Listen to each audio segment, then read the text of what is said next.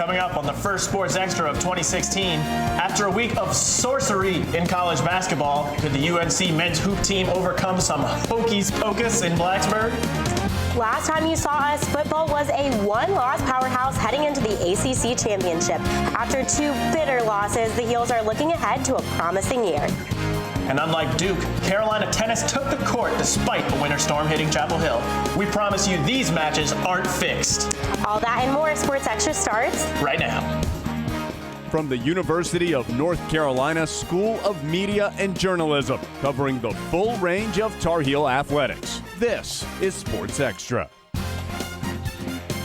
If you're a fan of both the Heels and the Panthers, you have got to be on Cloud 9 today. Hello, I'm Jordan Black. And I'm Rivers Upchurch. Welcome to Sports Extra. We know you missed us. Carolina sports highlights, analysis, and commentary show. Before we get to the big games, here's the big chill. Since Friday, good old Chapel Hill has been a winter wonderland. And wonderful the time was. Let's recap the events. First things first. No class! That's always a plus.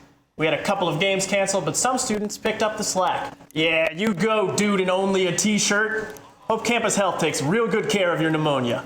The weather might have set us back a little, but Carolina sports are back at it. Since you were most likely snowed in this weekend, what you probably didn't miss was the UNC basketball team in the most recent ACC game. Tar Heels traveled to Blacksburg on Sunday to take on the Hokies and try to stay perfect in ACC play. It was all UNC early as this Joel Berry steal extended the first half lead to 20 points. But the offense slowed to a halt as VT went on an 18-3 run going into the halftime break. In the second half, UNC came out shooting and missing. The Heels were trying to build a house brick by brick by brick. Coach Roy Williams was not too happy with the offense. But Bryce Johnson was a highlight in the game on plays like this. Nice little rebound stick back on his way to his 11th double-double of the season. Here, the senior duo of Page and Johnson strikes again to extend the lead to 5. The Hokies took their first lead of the game, though, on this layup by Kerry Blackshear. Got it through the contact. 8 minutes remaining in the second half there, but some cool, calm, and collected free throw shooting late in the game from Bryce and Marcus helped to finish the Hokies off. 75-70 as UNC advances to 7-0 in the ACC. The inconsistencies on the court for the Heels could be a result of the numerous injuries that have led to a number of lineup changes. That's this week's hidden stat.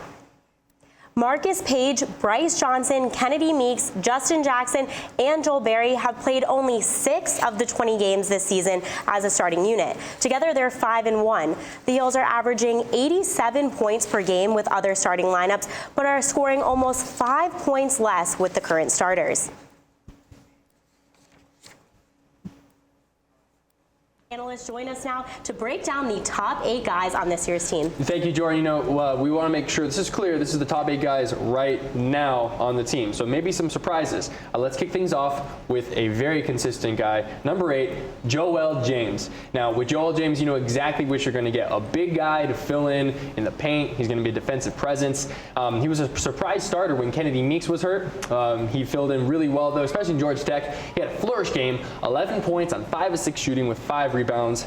So moving on now to number 7, we knew Joel would probably be at 8, but there's a little bit of a surprise at 7. Yeah, Joel James, sort of a surprise in a good way, but Justin Jackson, not so much. Shooting 22% from threes in a big-time slump. We were expecting him to make that jump freshman to sophomore year, but it's just not happening. He's a little passive.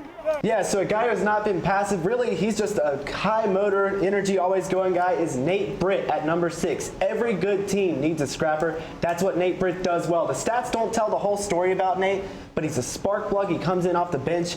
Against NC State, he gave him a great lift in the first half, arguably the reason they got back into that game. Nate Britt has been fantastic for the Tar Heels off the bench, no doubt about that. Another player who's been fantastic, we missed him after 7 games with that knee injury, Kennedy Meeks at spot number 5. He's brought that much-needed presence in the paint, picking up Marcus Page and Bryce Johnson slack a little bit. They combined for just 9 points against NC State. Meeks had a team-high 23 points in that game. It was always fun to watch. And to transition into spot number 4, this is a bit surprising, Lewis. Tell us who it is. Yeah, it's a little surprising, guys. Man, I like it. It's a bit of a hot take. Marcus Page. We know him. We love him. He's obviously the best player on the team, but he's been struggling as of late. He's had 15 points in the last 4 games combined. That's what you expect in one game from Marcus. And not to mention, during that time, he's been 1 of 23 from three-point land. That is really bad. It's weird to see him in this kind of slump, honestly. Rivers, all positive from here, though, for the most part. Who's up next? Yeah, I mean, you talk about positive. Isaiah Hicks has been a revelation for the Tar Heels. He has been extraordinary, filling in for Kennedy Meeks when he went out for those 7 games. And it looked like he was going to take Meeks' starting spot for a second. Dropped a season-high 21 at Syracuse, playing the baseline against that zone. He was dominant. He's been the most efficient scorer on the team, and he's a North Carolina guy, so you got to love what you're seeing from Isaiah Hicks this year. And you know, the next guy on this list, he's not a North Carolina guy. He's from the great city of Apopka, Florida, Joel Berry. He has been fantastic this season. He's a capable three-point shooter. He's a lockdown defender. You saw what he did against Cat Barber, the ACC's leading scorer, held him to under 10 points, only time all season. What I love about Joel Berry is he draws contact. He's a physical player, used to play high school football, and he's got a clutch streak. Hot take here, he might be the clutchest player on this team, more than Marcus Page. You heard it here. Hot take. Not so hot take. Let's talk about number 1, Bryce Johnson. It only took him 4 years, but we are saying that he is the best player right now. And let's just admit, he's fun to watch. He's got so much emotion, channeling that inner monster. We love to see that. Rebounds with a ton of height. And most important player in 2016, I think we can all agree that it's Bryce. We saw that for sure with those 39 points against Florida State. Yeah, definitely. You know, Bryce has been playing well. A lot of good players. But there's one guy missing from this list. Brett, I think you may have mentioned him before. Theo Pinson. He was your breakout player. Where's he at? Yeah, Brett, what happened to Theo Pinson flourish season, man? So clearly, I'm not going to crack the Sports Extra top 8 this year for that prediction. Theo Pinson struggled, but hey, it says something about the depth of this team that he is like number 9 on the team. That's fair, right? Number 9? A lot of depth for sure. Well, we appreciate you guys, Lewis and Brett. Thanks for breaking this all down. But before we finish up, let's take one more look at who made the cut in front of Theo Pinson. We have number 8, Joel James. At 7, Justin Jackson. 6, Nate Britt. Kennedy Meeks coming in at 5. Marcus Page at spot number 4. And Isaiah Hicks at 3. We go to Joel Berry at 2. And number 1, Bryce Johnson. Familiar faces make up the men's basketball team, but if you look closely, you'll notice a new player. Luke Akinsola got a little work in the gym with the newest Tar Heel.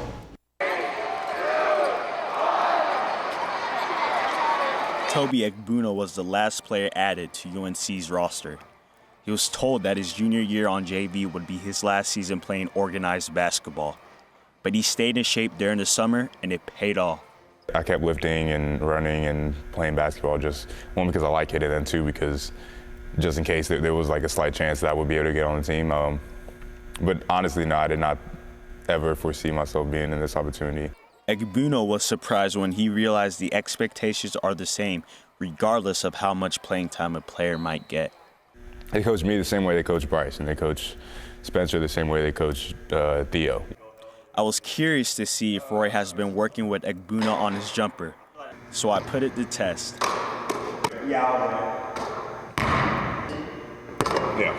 A friendly game of horse turned into a shootout.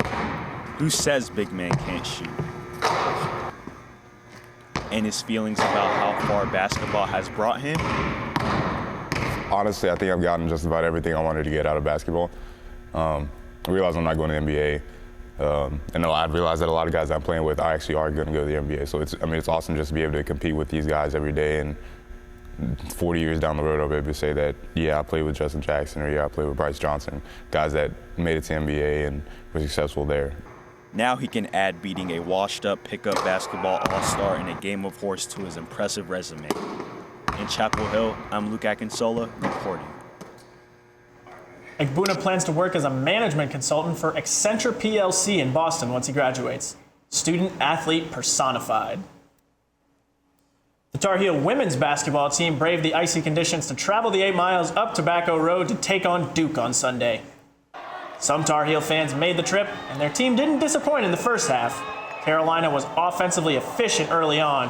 You can see the Heels carving up the zone and dumping it down to Hillary Summers for the easy deuce. And then it was the Jamie Cherry show from behind the arc. She says, Give me all 3 of these. Oh wait, that's not enough. Give her all 3 of those. Is she satisfied with that? Nope, absolutely not. Give her all 3 of those. Cherry must have done her rain dance during pregame. She finished with 16 points. Duke locked up the win in the second half, though, behind a dominant performance from forward Azare Stevens, who finished with a game-high 26 points and 14 rebounds. Coach Hatchell was not very pleased, and she made sure to let the refs hear about it. Hatchell picked up the technical foul right there at the end of the game as the Blue Devils beat the Heels 71-55. So close to an ACC championship, but one onside kick will stick with the Heels for the whole offseason. How Carolina football will look next season when Sports Extra returns. Last time we saw you all, UNC was on the road to the ACC championship, and as painful as it is, here's a quick recap to set us up for what's to come for the football team. It was a high-intensity back-and-forth game. Just ask Ramses. The 19-point comeback almost happened too. Nick Weiler kicks the onside kick. UNC recovers, except not. Oh, and Coach Fedora is mad. And here's why. It doesn't really look like anyone is offsides. Larry, tell us what you think. They missed it. They were wrong. That's all I'm going to say about it. They were wrong. Am I right, Clemson? Conversion to Stewart, the key play, and now an onside kick. Griffith, and it's caught. Now Alabama's got the ball back. And even though Marquise Williams ran off on the plug twice, Baylor ran all over UNC. Heels lost their last 2 games, finishing 15th in the AP poll. It was no doubt a historic season for the football Heels, and their outgoing senior class was a big reason why. The main man for Carolina was Marquise Williams. The dual-threat quarterback set more than 20 UNC records in his time at Carolina and was a 2-time All-ACC second-team selection. And another key departure will be wide receiver Quinshaw Davis. Marquise's favorite target, Davis is the UNC record holder in both career catches and career touchdown catches. He was also a third-team All-ACC performer in 2015. And we can't forget about the big man up front, Landon Turner, who was a first-team All-American this season, and the defense is also taking a hit. Linebacker Shaquille Rashad was a tackling machine this season, 110 tackles to lead the team, third-team All-ACC. And also leaving is the Heels defensive leader, Jeff Schottmer, who finished his career with 267 tackles and 4 interceptions, 2 of which were pick sixes.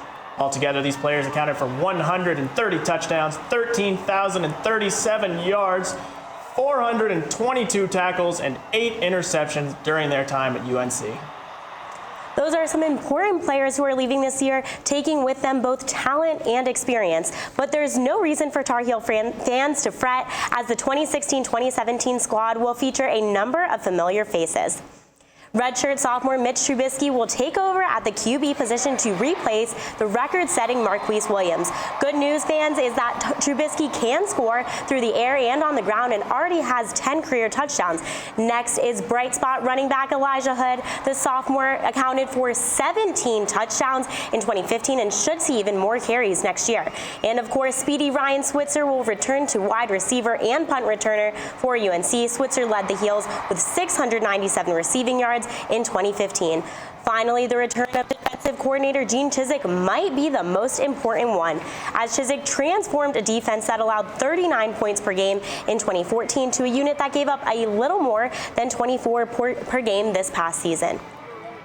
National Signing Day is coming up, and the #1 wide receiver in this year's recruiting class has narrowed his search.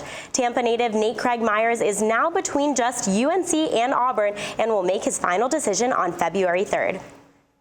The Panthers dominated in Charlotte last night, securing their spot in Super Bowl 50. And if you're in the hunt for a fun spot to watch the game, Lindsey Sparrow might be able to help you out. This weekend's Winter Wonderland didn't cool off the fervent fans of the Carolina Panthers. The 15-1 powerhouse faced off against the Arizona Cardinals as they hosted the NFC Championship game. I went out in Chapel Hill to find out where the best watching party is. I stepped in behind me to Hickory Tavern, and I found one Panthers fan who said, even though he watches every game here, if the Panthers win, he's going to the Super Bowl. I need to swap one shift at work, but then I'm going.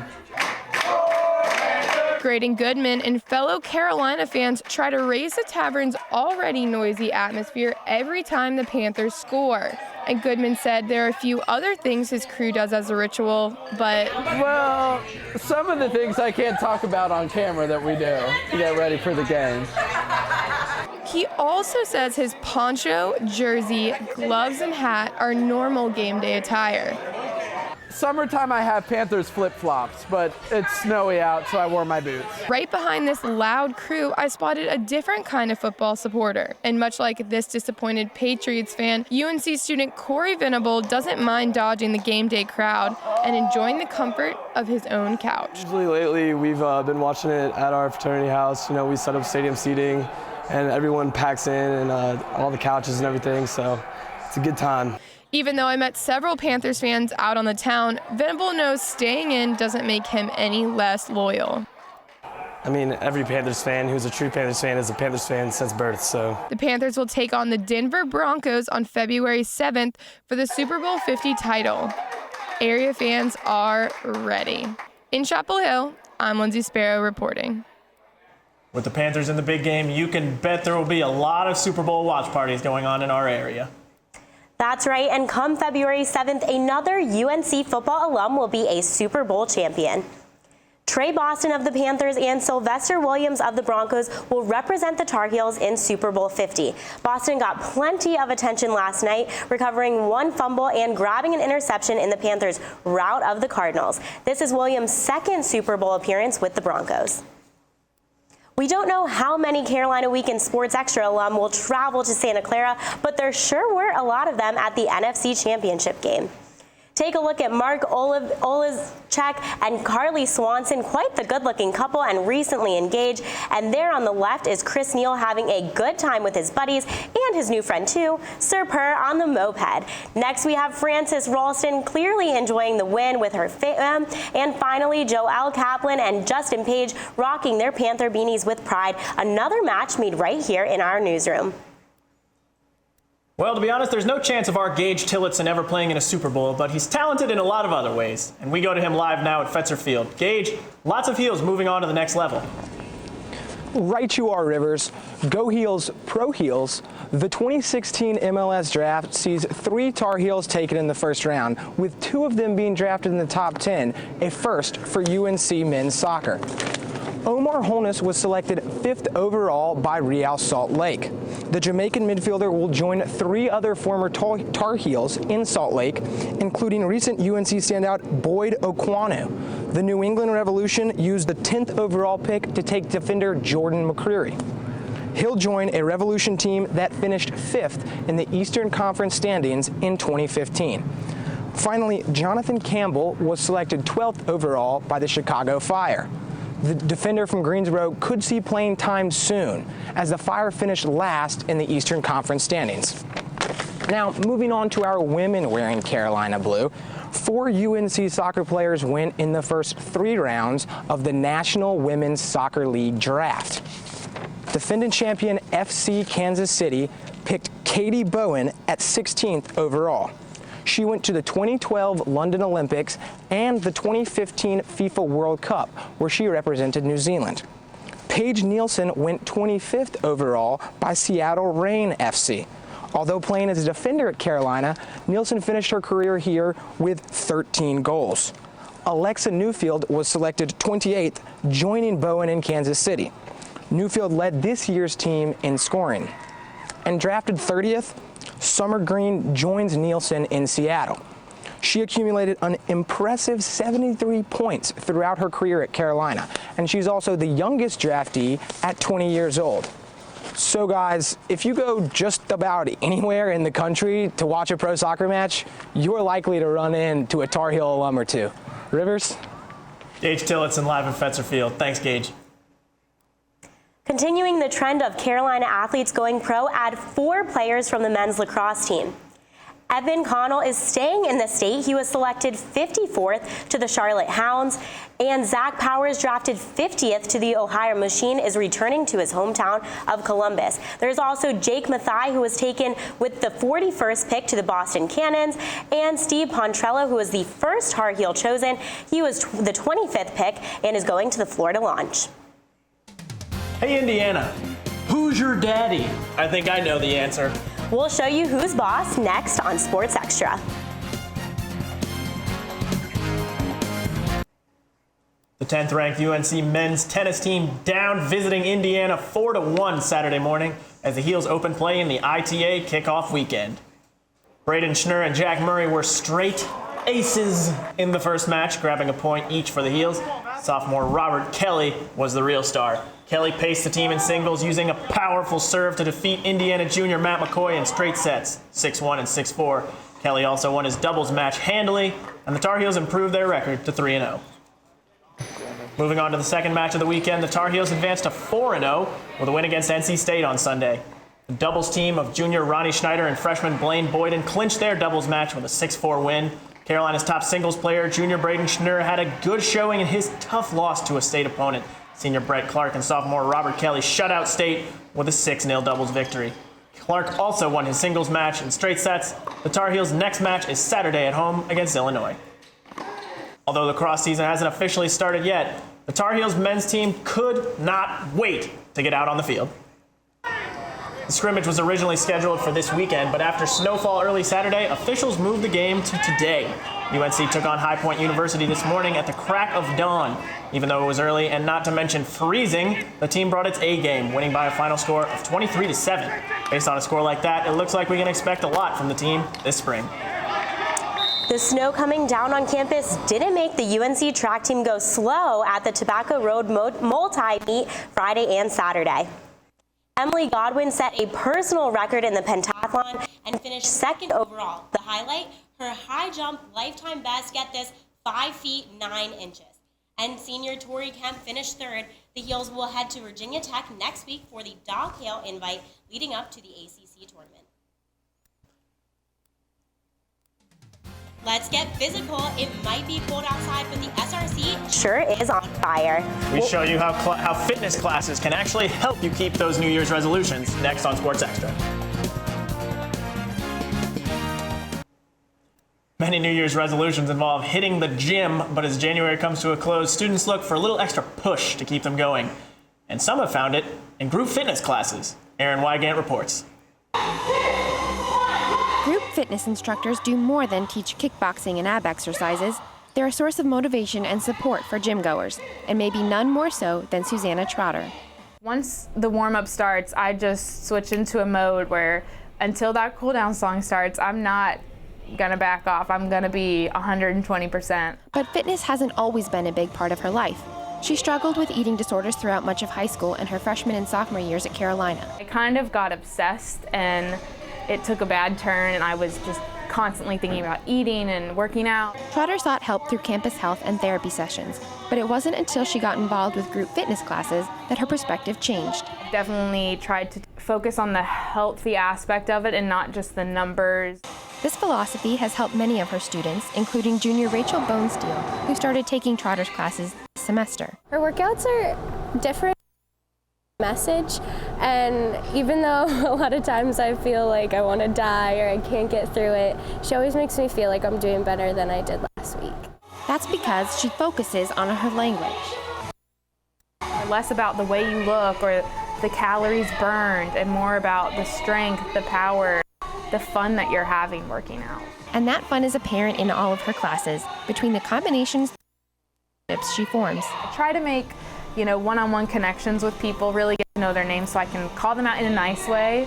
She hopes to be in college, but for now, we'll keep yelling her message out to Carolina one class at a time. In Chapel Hill, I'm Aaron Wygant reporting. Well, I know that my New Year's resolution was definitely to work out more. I'm finding it a little bit of a struggle, but you got to push yourself. Jordan, what kind of exercise do you like to do when you're trying to keep it in shape in the gym? I don't know if I should say this on live TV, but I love to just have at-home dance parties, just do workouts by myself. There's nothing better than just dancing in your room by yourself. Yeah, that's what I call a workout. But tell me what you do. Yeah, no, I'm a pickup basketball player. Not a very good one, but I like to consider myself the blonde Luke May. I'm a big man, but my spot is the three-point line. I know what I'm here for. People usually yell at me like, hey, you're big, go down and rebound. And if you've ever done that, just know that I hate you. I'm here to shoot threes. That's what I'm here for. I'm a Stephen Curry, Klay Thompson type. I'm the third Splash Brother. No one's That's a bold statement. I used to play basketball too. I just want to put that out there. Wasn't your team called Duke, if I remember correctly? We can't talk about that part. Thank you all for joining us. We look forward to seeing you on our next show. Have a good night.